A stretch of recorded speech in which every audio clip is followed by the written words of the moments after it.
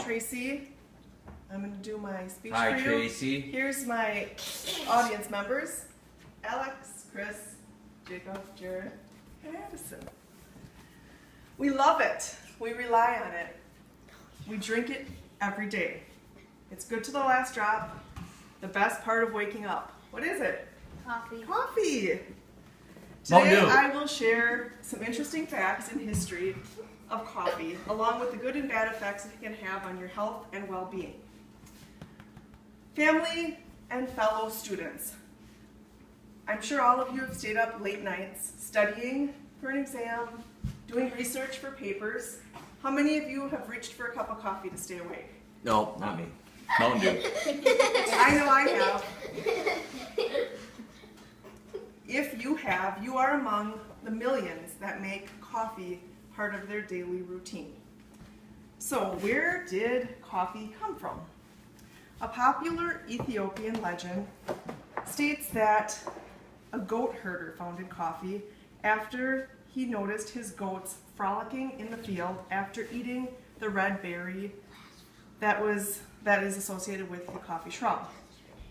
So let's step through some interesting facts about coffee. In 1475, coffee shops began in Constantinople. They became hotspots for people to gather together, and they even became spots for political debates. Coffee was such a part of Turkish culture that a law was created allowing a woman to divorce her husband if she did not get her daily quota of coffee. Oh my gosh. In the 1500s, coffee is banned. Shops are shut down and riots break out. So the coffee shops reopen and they expand to Venice. In the 1600s, the Dutch founded the first European-owned coffee estate. The French began growing coffee in the Caribbean, followed by the Spanish in Central America and the Portuguese in Brazil. Coffee overtakes beer in New York City as a favorite breakfast beverage. Edward Lloyd opens a coffee shop in London, and he starts keeping a list of the ships and the cargo and the schedules, and gives it to underwriters who give insurance to people that need it. That is where the Lloyd's of London Insurance Company was developed, and it is still a very popular insurance company today.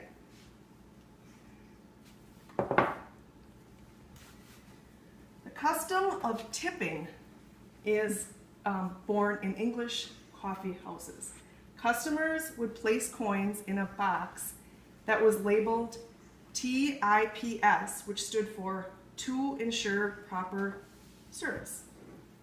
Coffee became popular in America after the Boston Tea Party of 1773, when making a switch from tea to coffee was considered patriotic.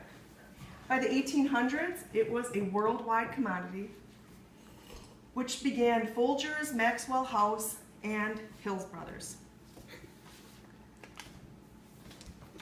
In the 60s, awareness of specialty coffee arose, which inspired the opening of the first Starbucks in 1971 in Seattle. Today, there are over 20,000 Starbucks coffee shops in 66 countries. The popularity of coffee continues. Second only to oil, coffee is the most valuable commodity in the world. It is estimated that 2.25 billion cups of coffee are consumed each day worldwide, with 600 million being consumed in America alone. Wow. That averages 3 cups of coffee a day. But don't be alarmed. According to a 2015 dietary guideline, the scientific reports state that 3 to 5 cups of coffee a day are okay for Americans to drink, as long as they're not adding cream and sugar to that. Boo. Now, some of the downsides of drinking too much coffee, which too much is considered more than 300 milligrams of caffeine in the coffee, which equals 3 8-ounce cups of coffee. There is a chance for increased anxiety, disrupted sleep patterns. Caffeine interacts poorly with some medications, It increases blood sugar levels, making it harder for diabetes patients to manage their insulin levels. Caffeine leads to some spinal loss. It can cause heartburn and acid reflux. And it can also increase the LDL cholesterol levels.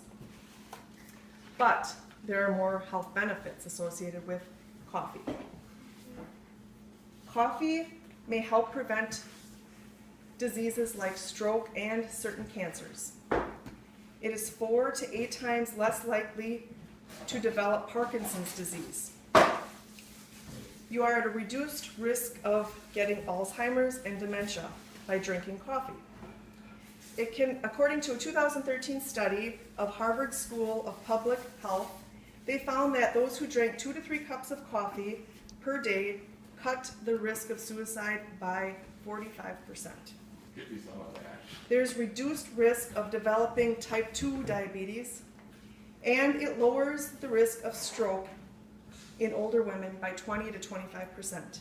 There are many different kinds of coffee, as you can see here. Now that I've shared some of the fun facts and history, along with the good and bad effects of coffee, you can feel more informed as you drink that popular drink. Although I hope it's not the best part of you waking up, you can enjoy every last drop.